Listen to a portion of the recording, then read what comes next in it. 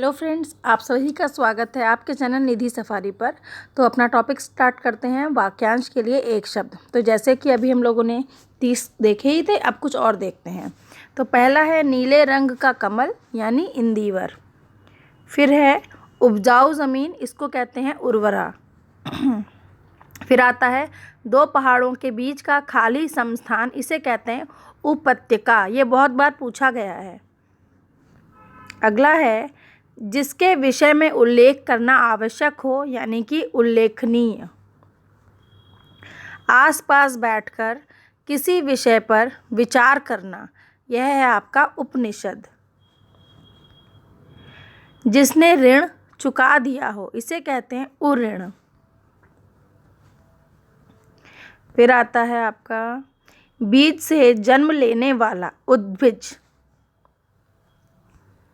अगला है जिसका करना इच्छा पर निर्भर हो, ऐच्छिक। जैसे कोई काम आपका करने का मन हो तो आप कर लीजिए, मन ना हो तो मत करिए। तो जब इस तरीके का कोई काम हो तो उसे कहते हैं ऐच्छिक, मतलब आपकी इच्छा के ऊपर है। अगला है हाथी का बच्चा, इसे कहते हैं कलभ। बिना खिला फूल, हम सभी जानते हैं इसको कली कहते हैं। किए हुए उपकार को मानने वाला, कृतज्ञ। ये भी बहुत बार पूछा गया है। उपकार को न मानने वाला, कृतज्ञ। तो देखिए यहाँ पे हमने वाक्यांश के लिए एक शब्द तो सीख ही रहे हैं, साथ में विलोम भी सीख रहे हैं। जैसे कृतज्ञ और कृतज्ञ एक दूसरे का विलोम शब्द है। आगे बढ़ते हैं। लता वृक्षों से घिरा स्थान, इसे कहते हैं कुंज। फिर आता है आपका जिसने कार्य कर लिया हो, कृत कार्य। अगला है वह ग्रहण जिसमें सूर्य या चंद्रमा पूर्ण ढक जाए, इसे कहते हैं खग्रास। वह आकर्षण शक्ति जिससे पृथ्वी किसी वस्तु को अपनी ओर खींचती है, तो यह होती है गुरुत्वाकर्षण।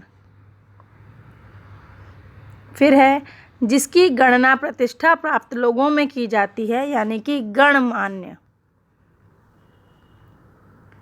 अगला आता है जो शीघ्र न पच सके ऐसा भोजन, इसे कहते हैं गरिष्ठ। जो गाया जा सके, गेय। घृणा करने योग्य, घृणास्पद। जिसके हाथ में चक्र हो, चक्रपाणी। जो चिरकाल तक जीवित रहे, चिरंजीव। जिसके मस्तक पर चंद्रमा हो, चंद्रमौली। गद्य पद्य मिश्रित रचना, इसको कहते हैं चंपू। सेना के रहने का स्थान कहलाता है छावनी। छिपकर आक्रमण करने वाले को कहते हैं छापामार।